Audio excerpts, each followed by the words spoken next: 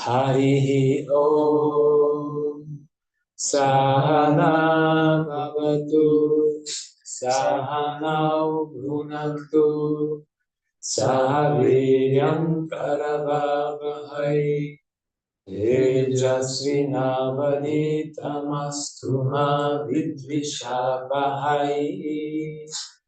Om Shanti Shanti Shanti. Om Jaya Shri Krishna Chaitanya Prabhu Nityananda Shri Advaita Gadadhara Srivasadi Gaura Bhaktavinda Hare Krishna Krishna Krishna Hare Hare Hare Rama Rama Rama Hare Hare. So we are in the first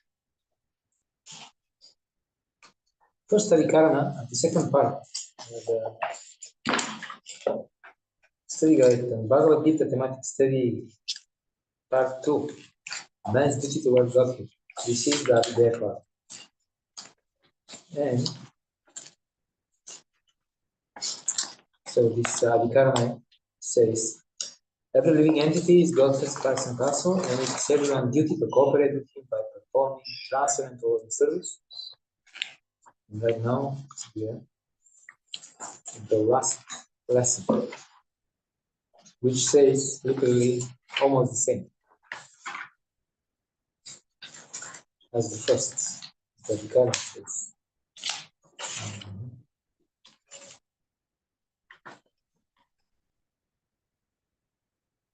The utmost important duty of humankind is, therefore, to cooperate with the personality. So we read, this is page 22. Let's start from verse 9:22. But those who always worship me with exclusive devotion, meditating on my transcendental form, to them I carry what they lack, and I preserve what they have. The devotee approaches the Lord without difficulty. One who is unable to live for a moment without Krishna consciousness cannot but think of Krishna 24 hours a day, being engaged in devotional service by hearing, chanting, remembering, offering prayers, worshipping, serving the lotus feet of the Lord, rendering other services, cultivating friendship and surrendering fully to the Lord. So those are the process of bhakti. Shravanam, Kirtanam, Krishna Smaranam, Padasevana, Marchanam, Vanam, Dasim, Sakyam, Atmanivedanam. Okay? Such activities are all auspicious and full of spiritual potencies, which make the devotee perfect in self-realization, so that his only desire is to achieve the association with the Supreme Personality of Godhead. Such a devotee undoubtedly approaches the Lord without difficulty. It's just like if somebody is fully dedicated to serving you. He always thinks about you, about your well-being. Always tries to render some favorable service. Always chants your glories. Wherever he meets, he's, oh, you know about this Prabhu? It's very nice. Then if somebody behaves like this 24/7, 24 hours a day, so you'll be naturally inclined towards such a person. It's natural. But if we have the same attitude towards Krishna, he'll be happy because he's the Supreme Person. So that's the way how we can win him over. Of course, it should be sincere, not just means to attain our goals. I bribe the official, the clerk, and then I get what I want. No, it should be real. 9:24.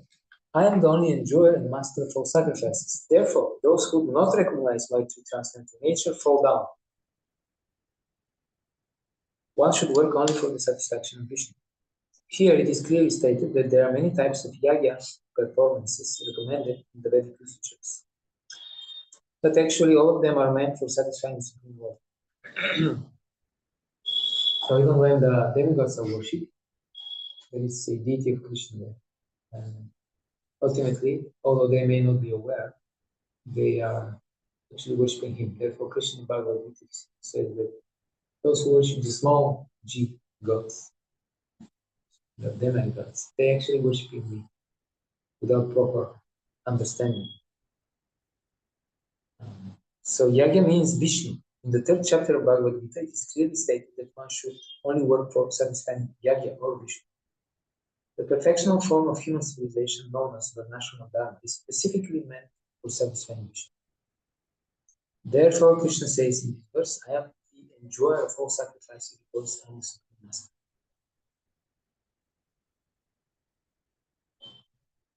Even those who have material desires should cooperate with the world.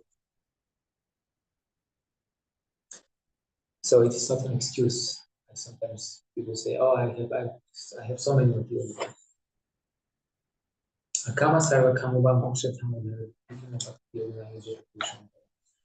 Whether we are full of desires or desire liberation, we have no material desires. So still we have to worship the Lord. There are no two processes. There is only one process. Devotion service for all types of people. Less intelligent persons, however, without knowing this fact, worship demigods for temporary benefit. Therefore, they fall down to material existence and do not achieve the desired goal. If, however, anyone has any material desire to be fulfilled, he had better pray for it to the Supreme Lord, although that is not pure devotion, and he will thus achieve the desired result.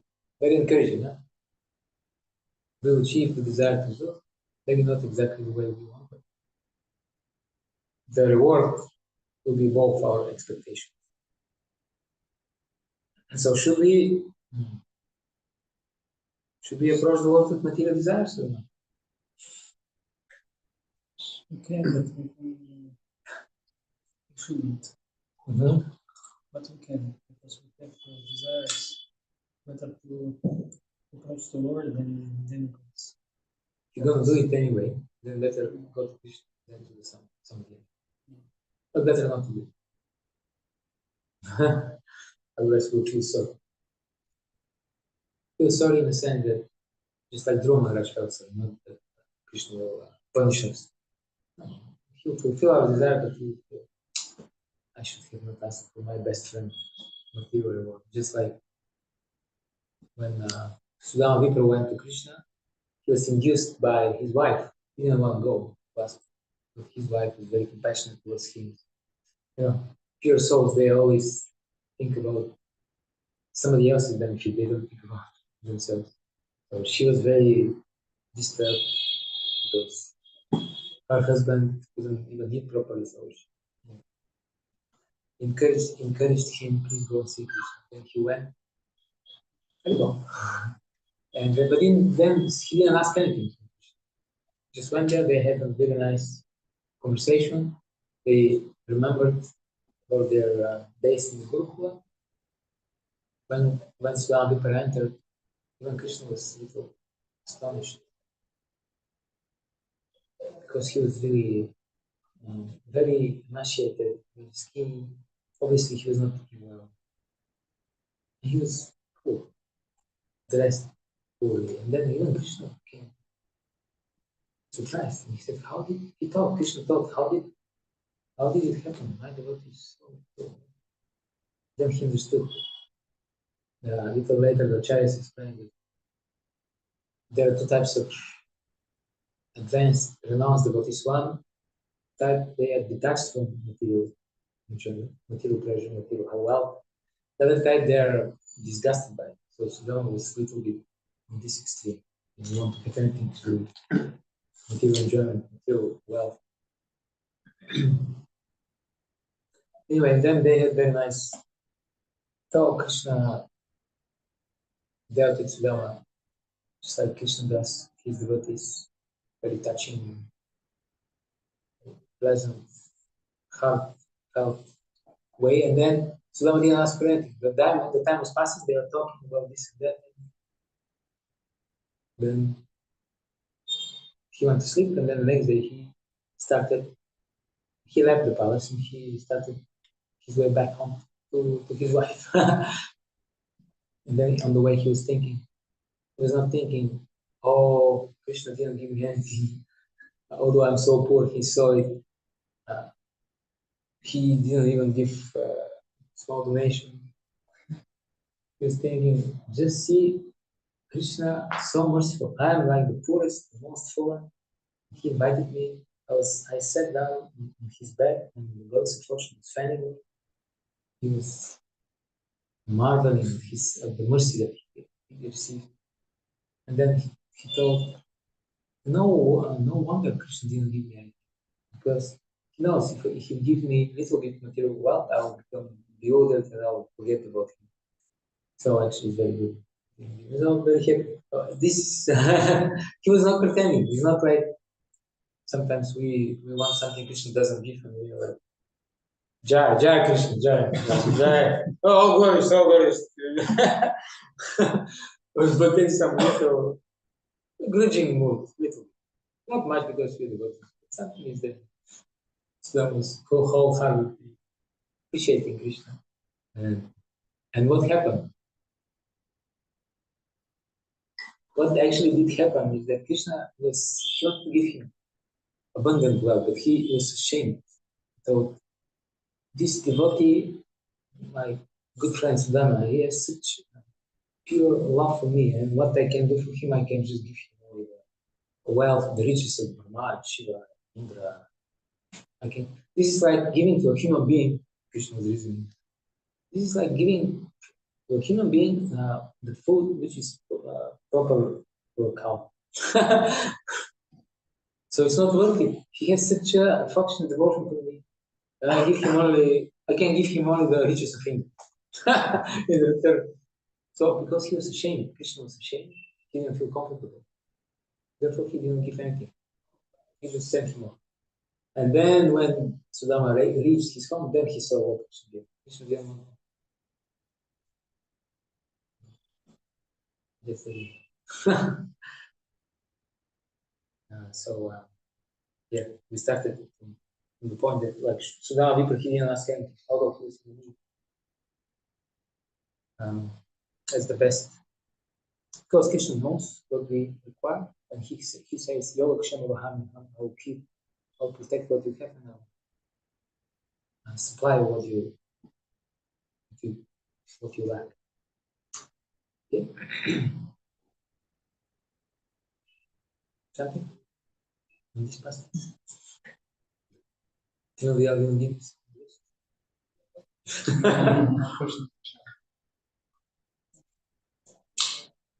oh, maybe we should call him. But okay. Thanks so much. Yeah. You remember what page? Oh, we are. I was expecting some more substantial. This is very easy. 22. Okay. Okay. Please think about some other question. It's 9, 24. Yes. 8:15. After attaining me, the great souls who are yogis in devotion never return to this temporary world, which is full of miseries, because they have attained the highest perfection. One can advance in devotion service in the association of realized devotees. Cannot here only. Cannot really advance on his own.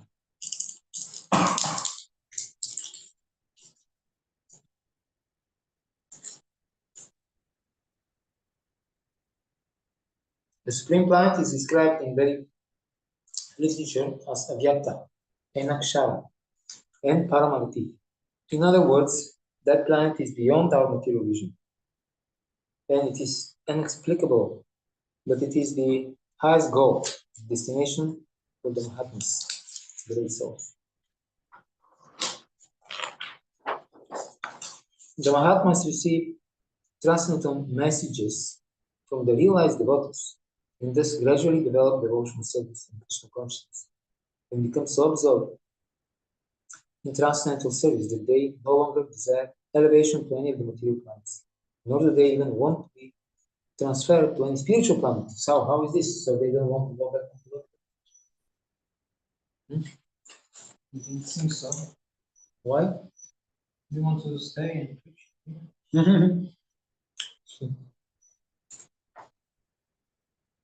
Do you? No. That is very definite answer. There was no like.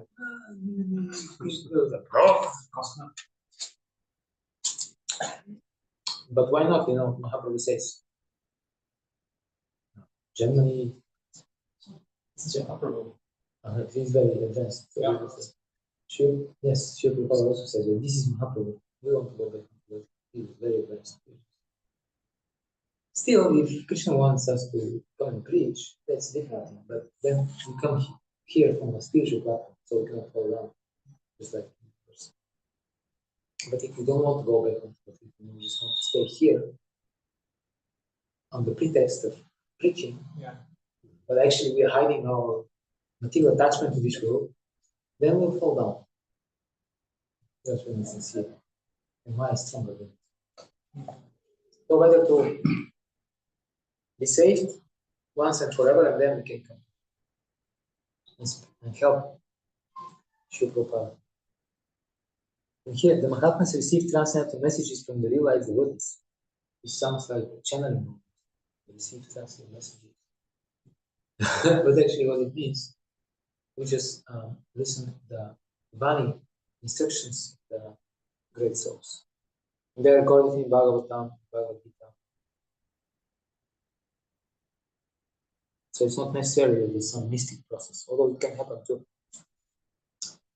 They only want Krishna and Krishna's association and nothing else.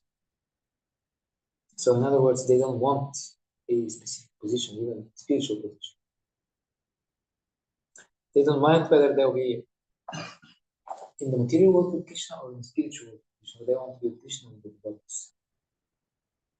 Just like when Bhattacharya saw Mahaprabhu thought that he's in Vrindavan and this is Yamuna. And then he saw Bhattacharya on a boat coming towards him. And then Mahaprabhu said, Advaitacharya, what are you doing in Vrindavan? And Bhattacharya very tactfully replied to him and said, you in illusion, you've been cheated by this Avadhuta. My dear Lord, whatever are you, this is Vrindavan. Oh, that's what, I understand what happens. So if you're in love with somebody, then you want to be with this person, and then this place where you are with this person, whether it's hell or heaven, doesn't matter. Of course, the Rani, the gopis, they want to take Krishna back home back to Vrindavan. Because the place is also important because it is the best, most conducive place for this rasa. They didn't want to go to Mathura. Okay, this verse specifically mentions that personally devotees of the Supreme Lord Krishna, these devotees in Krishna consciousness achieve the highest perfection of life. In other words, they are the supreme souls. The supreme souls. Oh, on previous does Krishna really know all my needs? all your needs. But why not if he's all-knowing, if he's omniscient, if he's in the heart of heaven, why he shouldn't know? Sometimes it seems that he doesn't know my needs because he doesn't seem to respond. Yeah. But then, I understand. I have the same doubt. I still have the same doubt something. But just think about it logically. Maybe he doesn't know, which is illogical because he's all-knowing, or he knows all too well. He knows something about you that you don't know. There are two possibilities. So I think more logical to conclude that he knows better, and your so-called needs are not really so important. They are not a need. They are just desires. Things that they are not essential.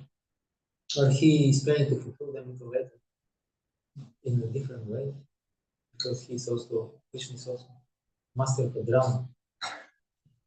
He's master of the drama. He likes suspense. Sometimes he puts his devotees in difficulty so that they can pray more fervently to him, and then they advance. Otherwise, if the life is too peaceful, then we tend to become more lethargic. We go to the temple, nice, Radha Madhava, nice, and then we just go back home. It's nothing boring. Nothing.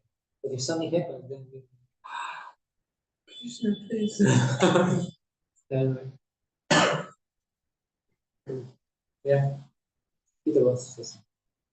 Thinking there is also option that our desires are contradicting themselves. Oh, very good. Yeah. Have you checked your needs? Sometimes maybe you had this need, and then, but like a week ago, you had the opposite. Like we want something material, at the same time we are praying for pure bhakti. So Yeah, like one devotee was saying how he was standing in front of the Shiva, like he and Michael saying, "Dear Lord, please purify me." But gently. So that's a quite a statement. You stay in front of the machine, please purify me. It's kind of like one friend, he told me that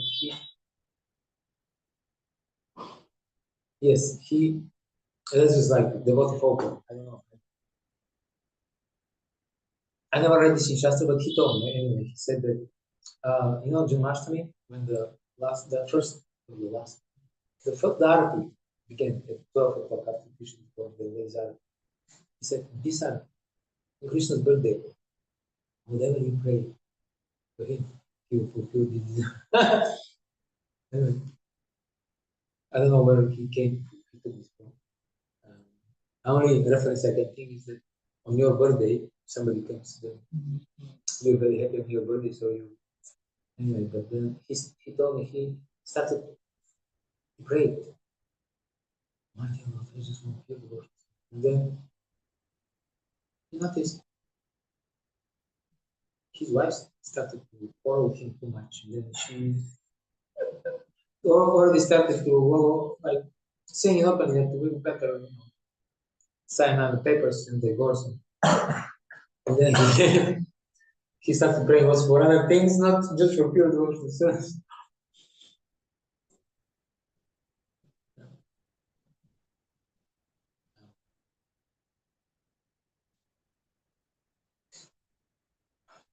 Shiva Prabhupada says Krishna is responsive. He responds. He's responsive. And this is also answering your question. But his response will be on his own terms, not mine.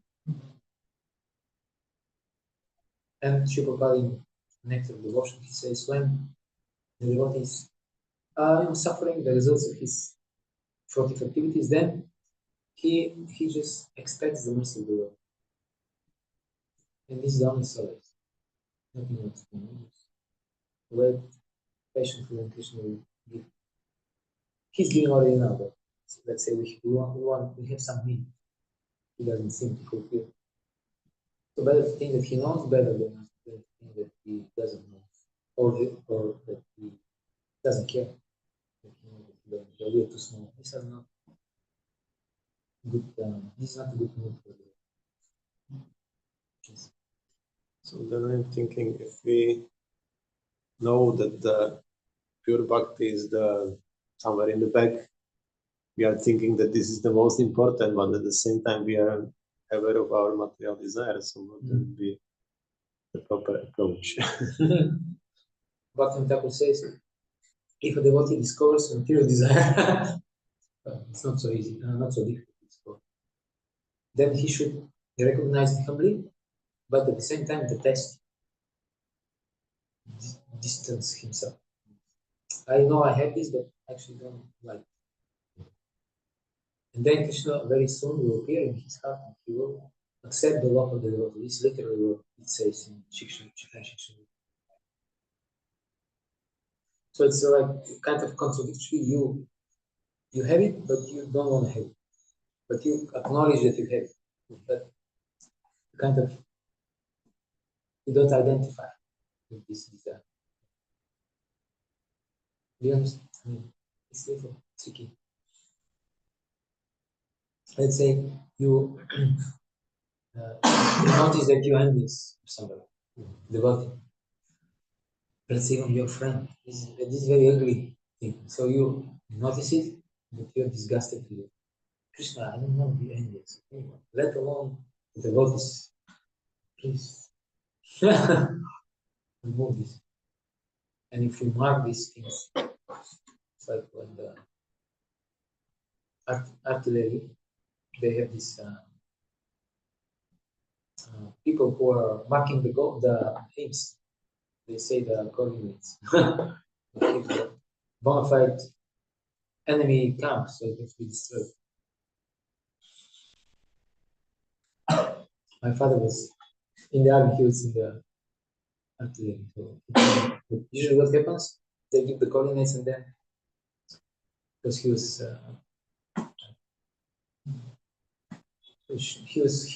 making the calculations so that the gun can shoot. So he was getting this and then he was calculating. And then usually what happens, it's one, so if this is the goal, the first one is here, the second one is here, and the third one is here. Because there are corrections, so somebody is watching. But Krishna doesn't need three. He'll destroy it immediately, but we have to mark it. Well, like while chanting, so many material desires can start to appear. And Krishna is asking, so this used to be very important. You remember? It's still important. Then if we say no, honestly, then that's enough. You don't have to be tortured again and again with this desire. But it has to be, if we're not sure, then Krishna.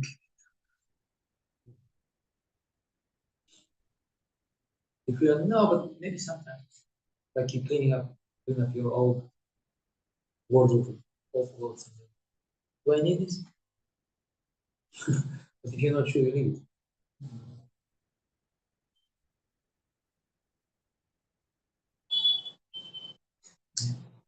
Okay. From the highest, page 16. From the highest planet in the material world down to the lowest, all are places of misery, wherein repeated birth and death take place. But one who attains to my abode, or son of Kunti, never takes birth again. It is one of these statements in Krishna consciousness which, if we accept, our life will become very much more easy, and we will advance much more dynamically. But there is no happiness in the material world. Very important. All types of yogis must cooperate with the Lord in order to attain the planet of no return. All kinds of yogis, karma, jnana, hatha, etc., eventually have to attain devotional perfection in bhakti-yoga or Krishna consciousness before they can go to Krishna's transcendental world and never return. So why is this so? Why all kinds of yogis, karma, jnana, hatha, they eventually have to become devotees? Because karma, jnana, and etc. You don't work without devotion. Yes, and they are only stages of the real yoga ladder, which is bhakti. If somebody has too strong material attachments, he got stuck in one of these levels. Then he's known by the name karma yogi or jnana yogi.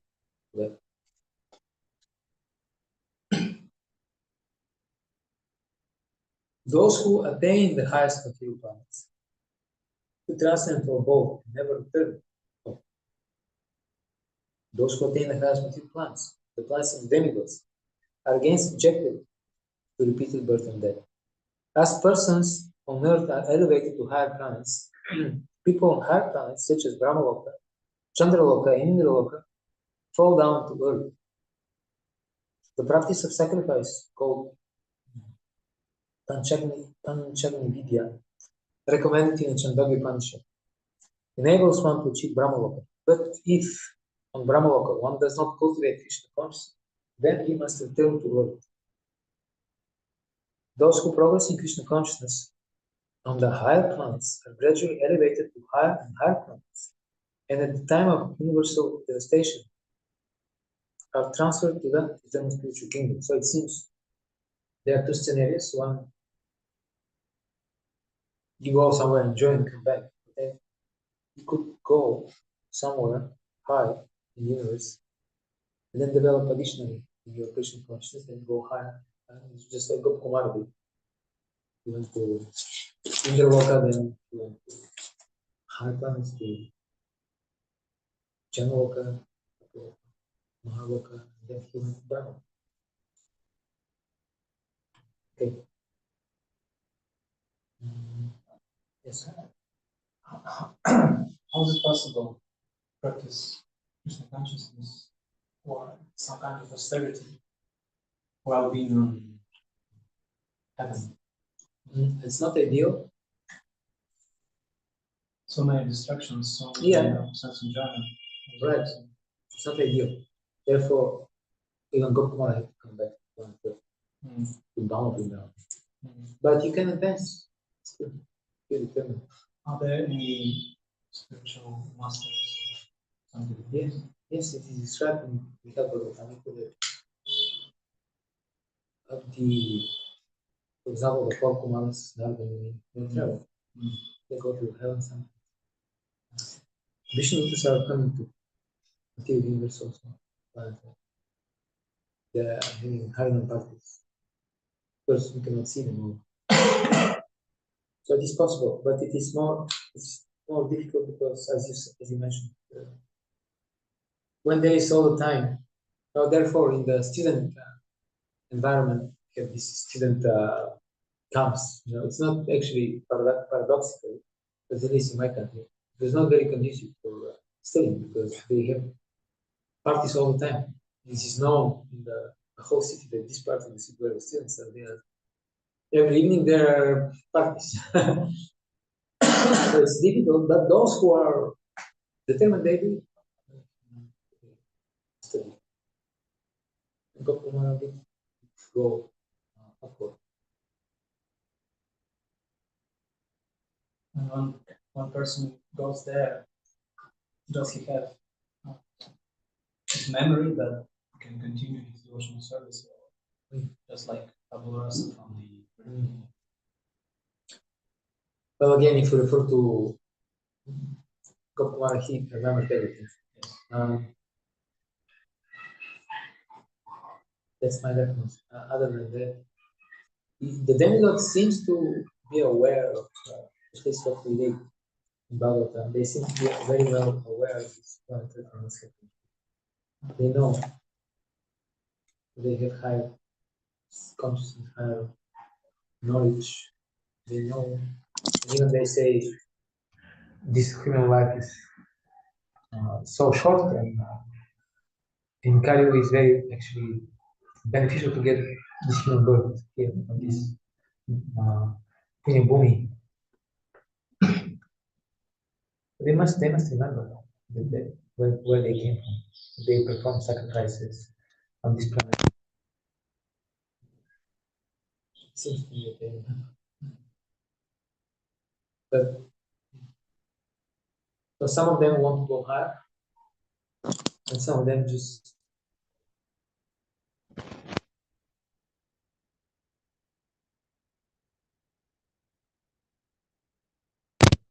only that the ratio is different. If you're a pious person and here you, let's say, for 100 years, you live here, perform sacrifice, then you can live thousands years in heaven. But here, because people are impious, it's different. You work whole year so that you can afford 10 days vacation, right? In some so-called heavenly place, but it's not actually heavenly.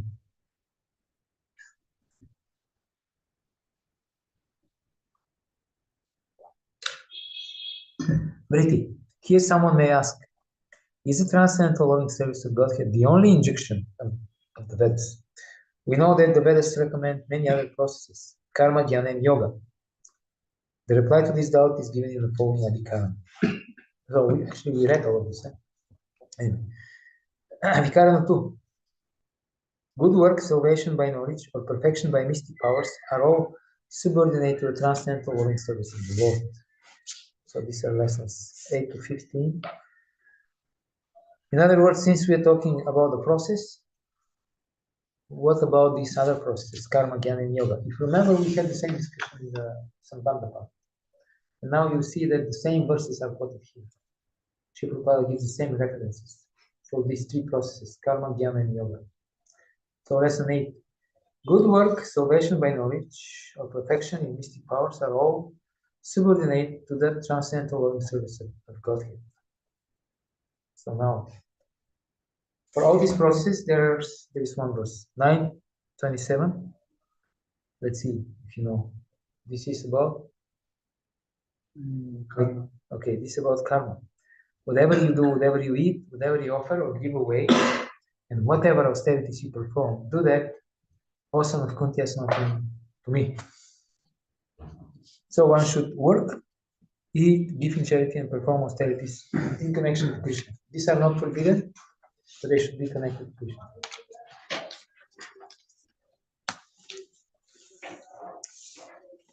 Okay, now 7:19. After many births and deaths, he who is actually in knowledge surrenders unto me. Knowing me to be the cause of all causes and all that is, such a great soul is very rare. So this refers to which process? Yeah. The cultivation of knowledge should lead to surrender to Krishna. Okay, let's read this.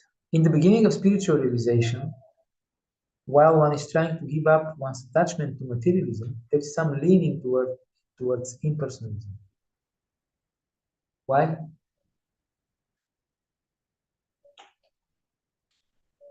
Why this will be the case? In the beginning of spiritual realization, while one is trying to give up one's attachment to materialism, there is some leaning towards impersonalism. Why? Because there might be some frustration from material experience, and we think the spiritual will be something opposite. Exactly. Yes. So that's why. So then we become impersonalists, because by being a personalist, material personalist, so-called, we suffered so much and we're frustrated. Now we think spirituality means I'm not a person. But when one is further advanced, he can understand that there are activities in the spiritual life, and that these activities constitute devotional service. This is very nice to say. The activities in spiritual life constitute devotional service. In other words, Srila Prabhupada says in another place, devotional service is the perfect activities of the soul. Realizing this, he becomes attached to the Supreme Personality of Godhead and surrenders to him. At such a time, one can understand that Lord Shri Krishna's mercy is everything, and he is the cause of all causes, and that this material manifestation is not independent from him. So he understands that Krishna is everything. That means everything is his energy. Krishna's mercy is everything. Everything is Krishna's mercy, in other words. He's the cause of all causes. He realizes the material world to be a perverted reflection of spiritual variegatedness. So here he's done with impersonalism. And realizes that in everything there is a relationship with the Supreme Lord Krishna. Thus he thinks of everything in relation to Vasudeva, or Sri Krishna. Therefore, Vasudeva Sarvamiti. Such universal vision of Vasudeva precipitates one's full surrender to the Supreme Lord Sri Krishna as the highest God. So this, if you remember, we studied the same things in Sambandha. There, emphasized was how from karma and jnana and yoga you can come to pure bhakti.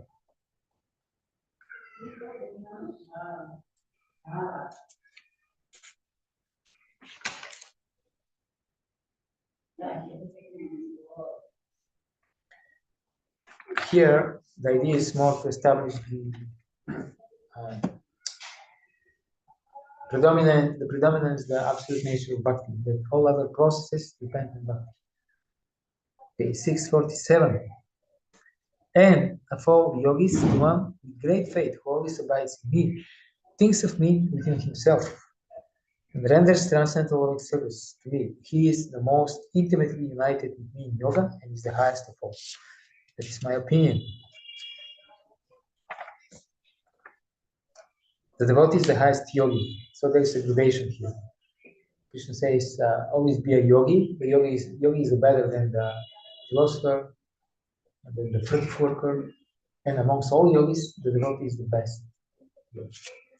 The ideal yogi concentrates his attention on Krishna, who is called Shyama Sundara, who is as beautifully colored as a cloud, whose lotus-like face is as effulgent as the sun, whose dress is brilliant with jewels, and whose body is flowered with garlanding. Illuminating all sides is his gorgeous luster, which is called the Brahma Jyoti. He incarnates in different forms, such as Rama, Nrsimha, Varaha, and Krishna, the Supreme Personality of Godhead, and he descends like a human being, as the son of Mother Yashoda, and he is known as Krishna, Govinda, and Vasudeva. He is the perfect child, husband, friend, and master, and he is full with all opulences and transcendental qualities. So it doesn't matter what the devotee chooses, he always gets something perfect. Master, friend, lover, whatever, everything is perfect. If one remains fully conscious of these features of the Lord, he is called the highest yogi. Okay, so footnote 11. Srila Prabhupada writes in his purport to Srimad Bhagavatam 2.1.18. Who wants to read this?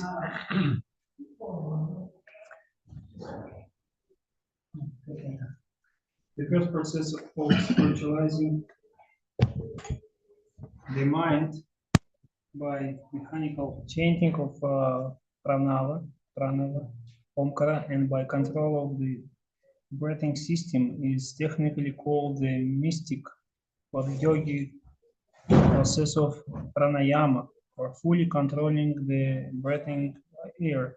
The ultimate state of this pranayama system is to be fixed in trance, technically called samadhi, but experience has proven that even the samadhi stage also fails to control the maturely absorbed mind. For example, the great mystic Vishwamitra Muni, even in the stage of samadhi, became a victim of the senses and cohabited with Menaka. History has already recorded this. The mind, although ceasing to think of sensual activities at present, remembers past sensual activities from the subconscious status and thus disturb one from 100% engagement in self-realization. Therefore, Shukadeva Goswami recommended the next step of assured policy, namely to fix one's mind on the service of the personality of Godhead. O Shri Krishna, the Supreme Personality of Godhead, also recommends this direct process in the Bhagavad-gītā 6.47. Thus, the mind being spiritually cleansed, one should at once engage himself in the transcendental loving service of the Lord by the different devotional activities of hearing, chanting, etc. If performed under proper guidance, it is the surest path of progress, even for the disturbed mind. So this process of spiritualizing the mind by the mechanical chanting of the pranava and by control of the breathing system. So it's a mechanical process. That means by doing different exercises, the mind becomes very peaceful. And that's not a bad thing to have, peaceful mind. the thing is that it is mechanical, and the mind, although he becomes peaceful, he's not cleansed as sheep. He's not purified really. He's just on the surface of the lake. It's very peaceful. But what is at the bottom of the lake, of the mind? If we take the mind to the lake, then so many things can be rotting right now and decomposing. So the example that is given is, you see this beautiful lake, very peaceful, calm waters, very nice atmosphere, and then there's Shiva probably uses this example. There is a bubble water that comes from the bottom, and some bad smell comes because something is rotting there. So this is a analogy. Shiva Prabhupada here says, the mind, although ceasing to think of sensual activities, present, remembers past sensual activities from the subconscious status. So this is the subconscious status. But we don't have access right now to these memories, to all these samskaras. We don't have an access, but they are there. And there, since they're there, they are disturbing our meditation because we haven't taken the process of bhakti-yoga seriously enough so that all these past samskaras can be cleansed. Krishna says, Mata smriti jnana mapohnicha. For me come remembrance, forgetfulness. So we have to forget all these things. They have to be deleted from memory, destroyed. Because the mind collects and contains memories from all our existences in different bodies in this since time immemorial in this material creation. And we have so many desires, we are aware only of a very small percentage of our desires. We have much more. Imagine we went through all these different species of life because of our desire. We had the desire to be so many things. And these desires are still in the heart. They are still stuck in the heart. So unless we take the process very seriously of chanting the holy name, they will still from time to time disturb us. So what I wanted to say, this is a mechanical process by which we may try to calm down the mind. Jiva Goswami also, they recommend before chanting Gayatri that we do some pranayama. So that's not something bad, but if this is only the only process we follow, then it is mechanical process, it is material after all. And Srila Prabhupada here, he says, it has been proven, history has already recorded this. Even if we reach the level of samadhi, still we can fall down. Because the mind, the heart is not pure yet. And there was one devotee, he always likes to tell the story about this Buddhist monk who he was from some Scandinavian country, but he became Buddhist. He went to somewhere, Cambodia or somewhere, and then he became a monk, and then he meditated for many years, maybe for 10 years, in some jungle. Do you know the story? Anyway, so imagine living alone in this jungle, meditating. Some Buddhist. It's not our meditation. Our meditation is very joyful. We meditate on the beautiful form of Krishna. Their meditation is very dry because it's ultimately everything is nothing. Shunyata, void. So eating just little rice without any spices and meditating like 10 hours sitting. So one day, after he did this for quite some time, more than 10 years, he was sitting in his place there in the jungle, and then there was some villager that passed by, and he was having a radio, and on this radio there was a song, and the song was saying, "Please tell Laura I love her, tell Laura I need her." And then this Buddhist monk completely broke down.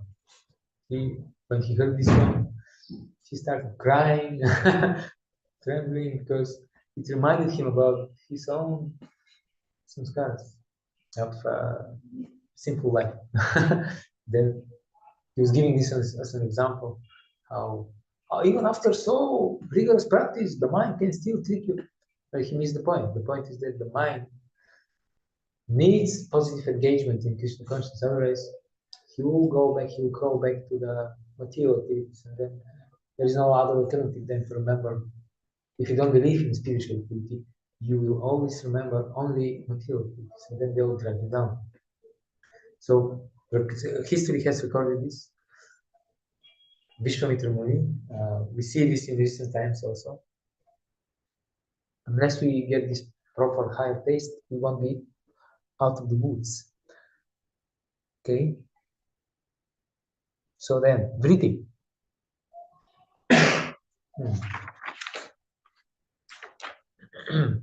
Lesson 8 established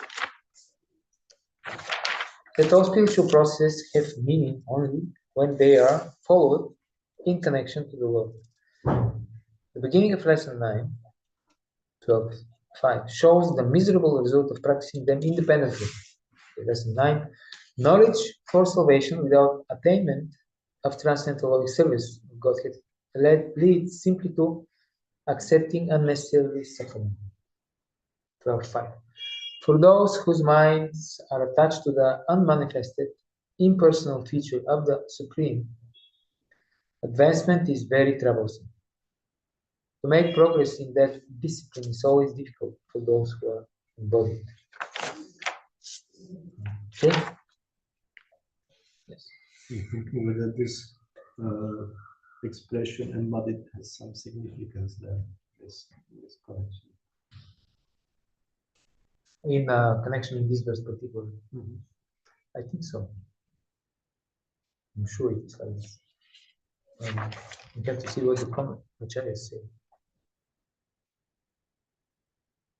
Maybe a little later you can see the proper dimension.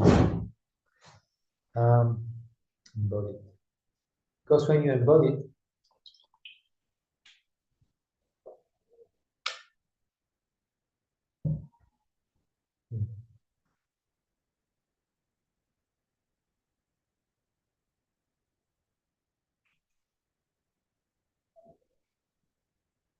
yeah, I think it comes up in the proper.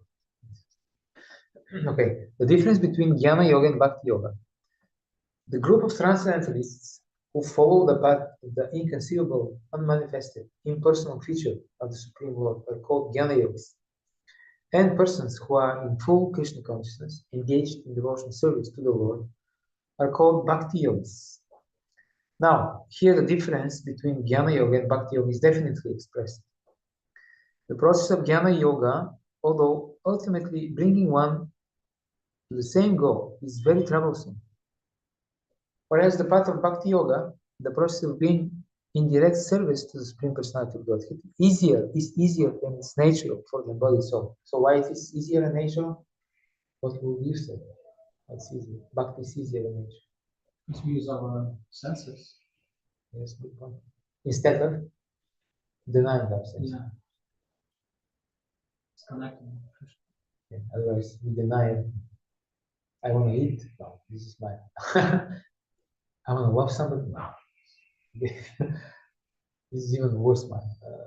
I want to play some music. I want to do some arts. No. Therefore, these karma sannyasis, when they take sannyas or impersonal sannyas, they're in trouble.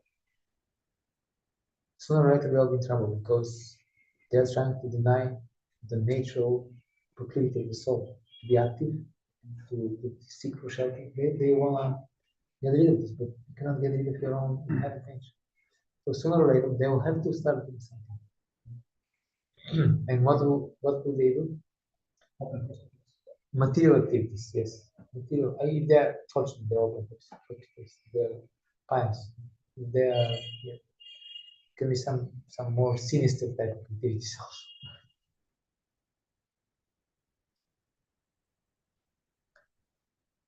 The process of Jnana Yoga is troublesome. So here, I think here this answers your question. So for a devotee, there is no difficulty in approaching the Supreme immediately and directly. But for those who are following the impersonal way to spiritual realization, the path is difficult. They have to understand the unmanifested representation of the Supreme through such Vedic literatures as the Upanishads. Okay, so first, they embodied their individuals. They have to understand the impersonal, unmanifested representation, which is unembodied. So it's something that is opposite to their own being. I'm a person, obviously, but I have to cease to be a person. And how do you do that? You are a person eternally, Krishna says in Gita.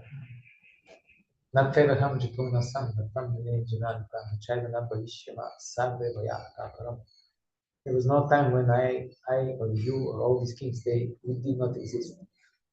So how do you do that? Troublesome. It's painful. You have to deny all your human emotions.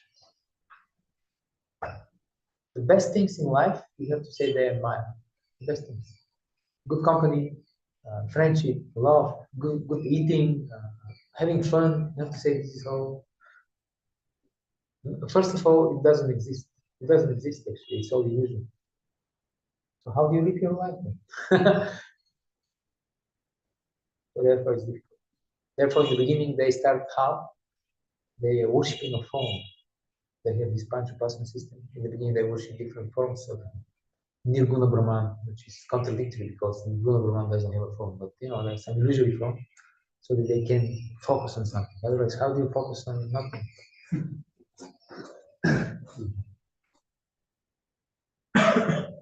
It's very dry and it's terrible. They have to understand the unmanifested representation of the Supreme through such Vedic literatures as the Upanishads. And they have to learn the language, understand the non-perceptual feelings, and realize all these processes. You read from the bank of the Ganga, they still have these ashrams sometimes. And all you eat is dry chapati. You take dry chapati, put a little bit in the water of the Ganga, that's how you eat. That's it. Yes. Regarding this Panchapasana, also when I was before practicing so-called Buddhism, in the beginning, there was a Murti of Buddha on the altar. So in the beginning, we also offered some incense to this Murti. So still there was something like personal. Yeah. But then later on, I think, in later stages, you have to realize that there is shunya. Of course, there are different types of Buddhists. Some of them, Prabhupada, I think, there is this golden lamp Buddhism. Prabhupada said that they are covered Vaishnavas because they say that this Buddha that came here is like an avatar of the original Buddha who has blue color and he lives in some spiritual place. So the goal is to go there to the original Buddha. And how to do this? By swimming and service. And they have different things, different schools. But in general, they're all mental because everything's in the mind. Mental speculation. They rejected the Vedas, but they didn't have. They had to substitute something. They had to fill up the gap, so they actually incorporated lots of Vedic literature, especially in explaining the cosmic, the universe, the cosmology. They use the Vedas.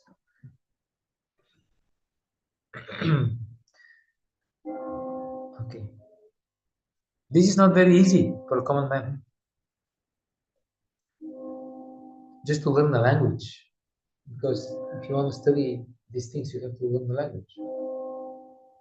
And when you turn the pages of Vedanta Sutra, or Upanishads, and then some scorpion comes and you see him, he's crawling on your feet, on your leg, and he's ready to bite. Anyway, you don't have to do anything. Then he bites you. That's it. It doesn't exist actually. It's all illusion, it's Maya.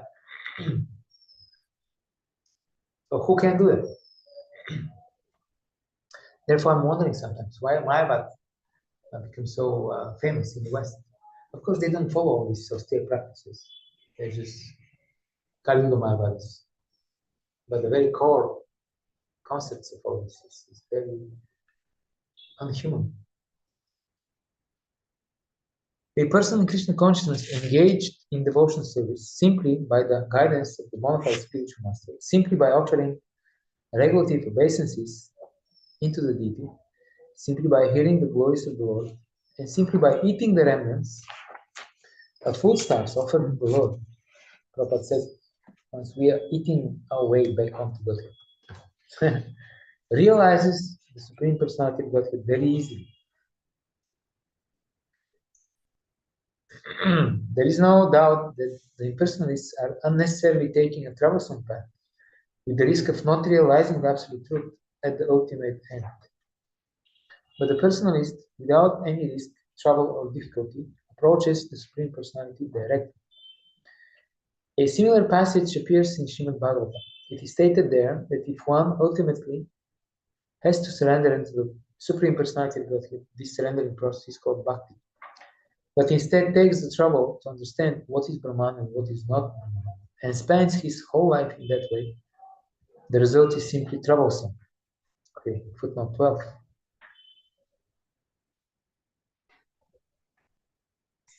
Who wants to read the footnote? My dear Lord. My dear Lord, devotional service unto you is the best path for self-realization. If someone gives up that path and engages in the cultivation of speculative knowledge, he will simply undergo a troublesome process and will not achieve his desired result. As a person who beats an empty husk of wheat cannot get grain, one who simply speculates cannot achieve self-realization. His only gain is trouble. Srimad Bhagavatam 10:14-4. The impersonal path may be useful or detrimental for one's spiritual advancement. These two possibilities are mentioned in the Bhaktivedanta purports to Srimad Bhagavatam 2.1.21 and 3.9.4. Success of mystic performance is achieved only by the help of the devotional attitude. Pantheism, or the system of feeling the presence of the Almighty everywhere, is a sort of training of the mind to become accustomed to the devotional conception. And it is this devotional attitude of the mystic that makes possible the successful termination of such mystic attempts. One is not, however, elevated to such a successful status without the tinge of mixture in devotional service. The devotional atmosphere created by pantheistic vision develops into devotional service in later days. And that is the only benefit for the impersonalist. So the only benefit for the impersonalist is that he can become a personalist. If he remains impersonalist, there is no benefit. Yes, go. It is confirmed in the Bhagavad-gītā 12.5 that the impersonal way of self-realization is more troublesome because it reaches the goal in an indirect way, although the impersonalist also becomes obsessed with the personal feature of the Lord after a long time. From Srimad Bhagavatam 2.21. Regarding the personal and impersonal features of the Supreme Absolute Truth, the personal forms exhibited by the Lord in his different plenary expansions are all for the benediction of all the universes. The personal form of the Lord is also worshipped in meditation, the Supersoul, Paramatma, but the impersonal Brahmajyoti is not worshipped. Persons who are addicted to the impersonal feature of the Lord, whether in meditation or otherwise, are all pilgrims to hell because, as stated in Bhagavad-gītā 12.5, impersonalists simply waste their time in mundane mental speculation because they are addicted more to false arguments than to reality. Therefore, the association of the impersonalist is condemned herewith by Brahma. Yes, thank you. So they don't want to know the reality, actually. They want to have opportunity to speculate and to impress others by their knowledge, by their erudition, by their austerities. So insincere, ultimately. But it can be useful to some extent, to the extent that it can lead to devotional service. But then it usually takes a long time. Srila Prabhupada says here, although the impersonalist also becomes obsessed with the personal feature of the Lord after a long time. So why waiting for so long? Okay. Therefore, it is advised here that one should not take up this troublesome path of self-realization because there is uncertainty in the ultimate result. Although it is possible, but it is not certain. It's dangerous. And it's very dry. One should not take up the process of Jnana Yoga again. A living entity is eternally an individual soul. And if he wants to merge into the spiritual whole, he may accomplish this. He may accomplish the realization of the eternal and knowledgeable aspects of his original nature. But the blissful portion is not realized. Okay, so this merging is the realization of Sat and Chit. And Chit only partially, not fully, because Chit is knowledge and activity. And there you have partial knowledge, preliminary knowledge that you're not in matter, but I mean in Brahma. But there is no real knowledge, positive knowledge of your connection with Krishna. So it's basically Sat and little bit Chit. But what about the rest of Chit, which is where is the real fun? And Ananda is not there. By the grace of some devotee, such a transcendentalist, highly learned in the process of Jnana Yoga, may come to the point of bhakti-yoga or devotional service. At that time, long practice in impersonalism also becomes a source of trouble because he cannot give up the idea. Oh, have you seen such people? They come to bhakti, they come to ISKCON, they want to practice, but they are in their heart they're still impersonalists. It's very difficult. If you ask them which aspect of the absolute truth you're more attached to, they will say Brahman. Although they know about Krishna.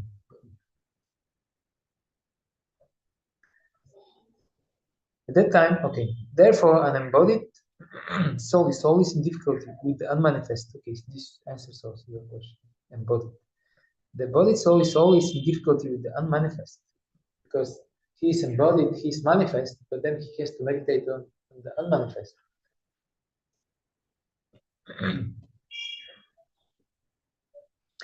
Unmanifested, okay. Both at the time of practice and at the time of realization. Every living soul is partially independent, and one should know for certain that this unmanifested realization is against the nature of his spiritual blissful self. So this is the core problem here. This unmanifested realization is against our nature, and our nature is blissful, spiritual blissful self. Let's say you have friends, and you like them very much, they're very attached to you, and you have plans for the weekend, you're going somewhere, you have fun for hiking or to swim or play football over there, and then you want to go, of course, you want to, then something happens and you have to stay there. You need the whole thing. So that's what the person. And this is because they suddenly refuse, they reject their own identity as blissful, spiritual blissful self. One should not take up this process. For every individual living entity, the process of Krishna consciousness, which entails full engagement in the best way. Although it is possible to become devotee through impersonal process, Srila Prabhupada here says don't take that. If one wants to ignore this devotional service, there is the danger of turning to the this is the process of centering attention to the unmanifest, the inconceivable, beyond the approach of the senses, so the expressed should never be encouraged at any time, especially in this age. It is not advised by Lord Krishna. Okay, so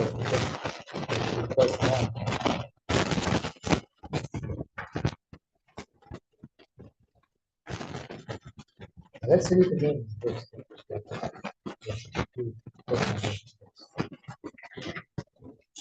What does those whose minds are attached to the unmanifested, impersonal feature of the spirit, advancement is very progress. Make progress in that discipline so difficult for those who are enjoying. It sounds very directly condemning my Bhagavad. So here, one may be curious to know how the impersonalists explain this.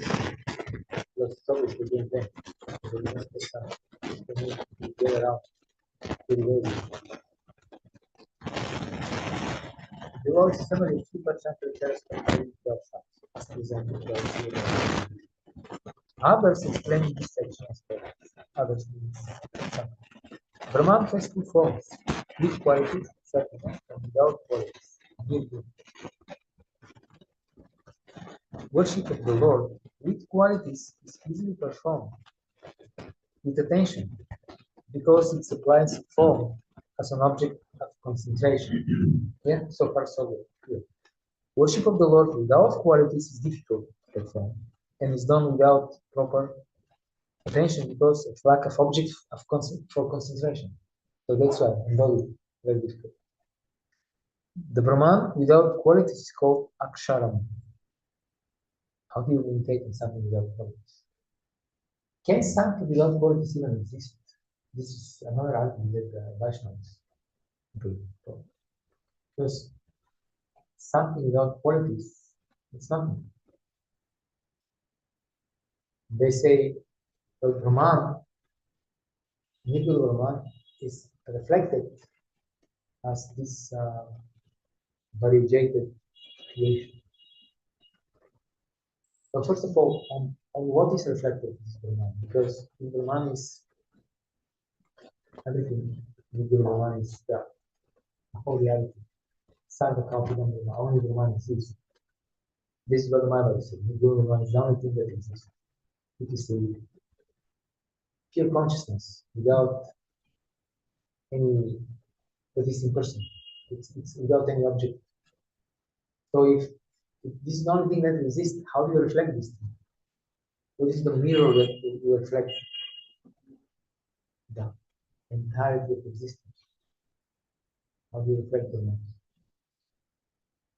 On what? It cannot be a mirror because mirror should be equal to Brahman. So then you end up with two things. They say it's only one thing, Brahman, but then what is the mirror? And then how do you reflect something on a mirror that doesn't have qualities?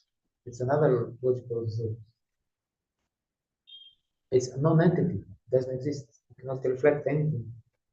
Nothing, when you reflect nothing, it's nothing. Brahman, as they describe, Nirguna Brahman, doesn't have Visheshana. Visheshana means a particular quality that distinguishes this object from that object. Brahman is entirely devoid of all these things. He's not distinguished by anything from anything because he's the only thing that exists. You cannot actually describe Brahman with words. That's another thing. So there is no mirror to reflect Brahman. Brahman doesn't have desire to be reflected. He doesn't have to accomplish anything because he doesn't have any desire whatsoever. And he cannot be reflected also because he is devoid of characteristics. For defining Brahman without qualities, 7 descriptive terms are given. Wow. So for defining Brahman without qualities, so you define the undefinable Brahman by 7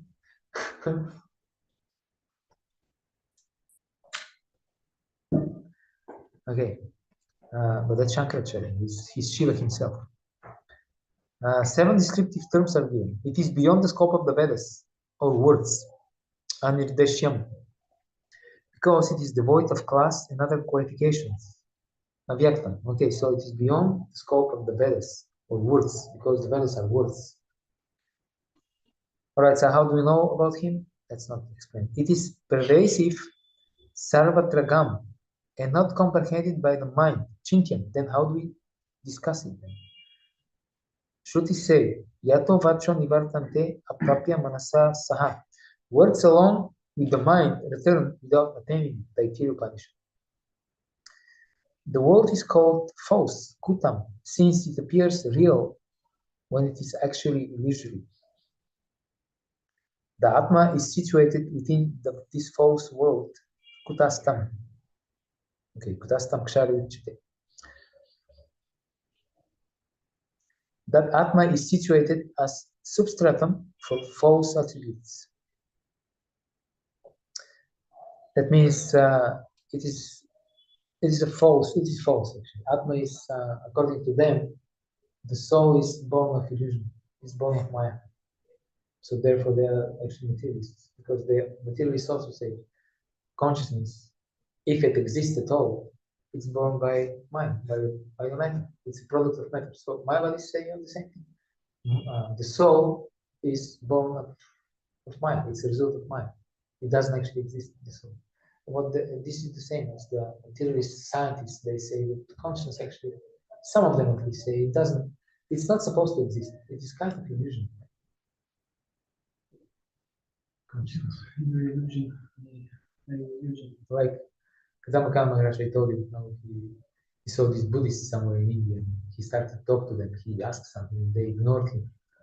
And he became puzzled. Why did he ignore me? And then he understood.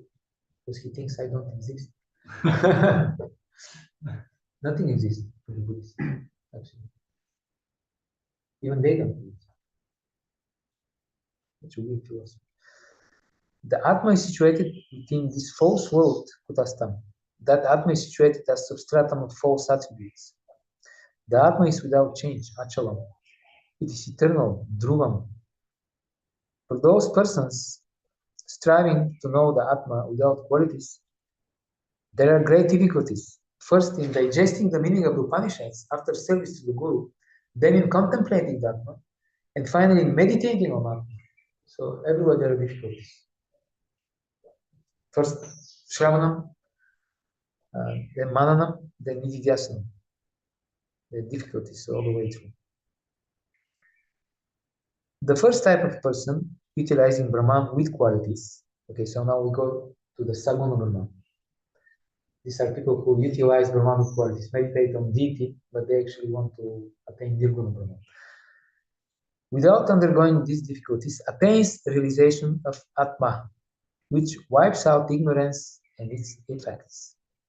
This arises from the mercy of the Lord with qualities. Okay, so now, well, actually, if you ask them, ultimately, there is no Lord with qualities.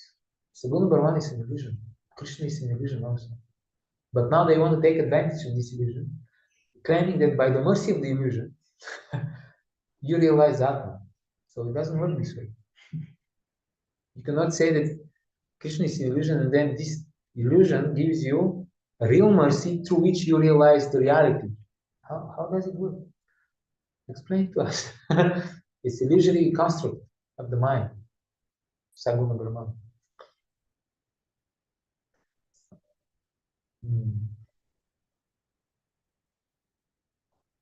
This arises from the mercy of the Lord with qualities who has been described by Guru. He then attains liberation in the form of oneness with the Nirguna Atma, devoid with quality, which give rise to the form of the Lord. The final result is the same, but one path is filled with difficulty and therefore inferior. So that's how they understand this verse. 12:5. That's how they understand this verse. They understand this verse as don't worship Nirguna Brahman, worship Krishna. It's an illusion anyway. But this illusion will give you mercy, and because you are accustomed to that you have a form and your deity has a form, so it will be easier to interact with this illusion, and then he will give you mercy. And then by this mercy you will realize that he's an illusion. He doesn't exist. Krishna doesn't exist. Saguna Brahman doesn't exist actually, ultimately. Because they have this idea that there are, I think, two levels of existence. One is called Paramarthika, this is the highest, like our school is called Rupanuga Paramarthika, Paramartha, the highest goal, the highest gain, the highest right. So according to them, Paramatma means Nirguna Brahman. That's the ultimate level of this. Only Nirguna Brahman exists. And then there is one level beyond, lower. It's called Vyavaharika. Vyavaharika means Saguna Brahman, Krishna. And so all this discussion is on this level. And Pratibhashika means lower level, that means illusion in illusion. You are already in illusion, but you get intoxicated. You break into the end.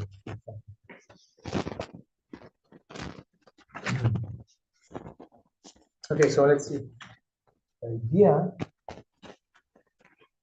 idea is foolish because the Vedanta Sutras reject the idea of Brahman having two forms with the words Bhakti Samanyat. Only one conception of Brahman is taught. Vedanta Sutra 1.1.10. There is only one Brahman. There is no two Brahmans. This one Brahman is to be known by the Vedas, not like they say. It is beyond the scope of the Vedas. They say it's not be known by the Vedas. No, it can be known by the Vedas. Yatat Aksharam Adigamyate. The indestructible, the Akshara, is obtained by that knowledge. Thus it is not unidesham, undescribable by the Vedas as interpreted by the Buddha. Statements such as words cannot describe it would apply to all aspects of Brahman. And thus there is no reason to assume the existence of two Brahmans, one of which has form and can be approached by the senses. So there is words cannot describe it. That means material words cannot describe Brahman because he's spiritual. Doesn't mean that words cannot describe it. Now we have to distinguish between Nirguna Brahman and Saguna Brahman. There is nowhere said. This is just speculation. This is interpolation of the reality. Okay. The Brahman without qualities cannot be observed anywhere because it is impossible to prove the existence of a Nirguna object. This is what Bhagavad Gītā says. Cannot prove the existence of a Nirguna object since the word Nirguna without quality has no power to denote anything. It denotes nothing. It is consequently a useless term. And we must accept that all scriptures are meant to describe Brahman. The word Kuta cannot mean false world because Kutastha is defined in the dictionary as that object which remains always in one state. Thus it refers to Atma. So remember this verse from Bhagavad-gītā where Krishna uses Dvafimam Purusham Kshara Akshara Vacha Kshara Sarvani Bhutani Kutastha Kshara Muchite. Kutastha refers to the unfallible dominions, which are always established in the spiritual position.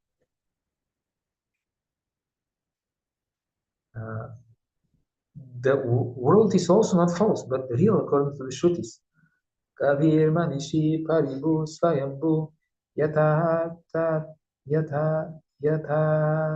Tatyatortan Vyavada Chastati Vyasamabhya. He creates Yatada since time immemorial all real objects. Yata Yatam Artha. Because he knows all, Kavi, is intelligent, Manishi, controls all, Paribu, and is independent, Swayambhu. By his own energy, he performs all acts. Ishpanishad Mantra 8. Since the Shrutis testify that the form of the Supreme Brahman, full of knowledge and bliss, is Krishna, who drinks the milk of the breasts of Yashoda, the concoction of an aksharam devoid of qualities situated within the body of Krishna must be considered a result of blind faith. It has no basis in proper reasoning or scriptural proof, therefore it is rejected.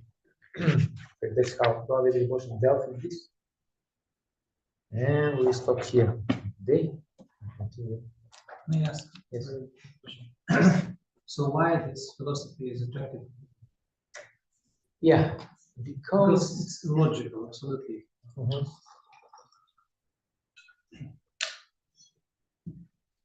Well, we can say that it is Krishna's plan to be attractive, and he empowered Shiva to make him in such a way that it is attractive. I think That's my personal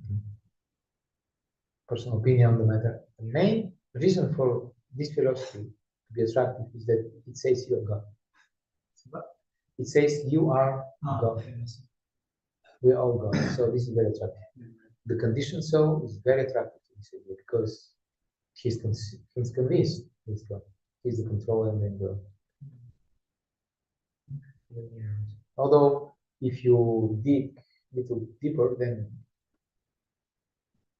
it doesn't make any sense. It's ridiculous. So illogical. Okay. Om Hare Krishna, Krishna Krishna, Hare Hare, Hare Rama, Rama Rama, Hare Hare. Jai Shri Bharati Jai.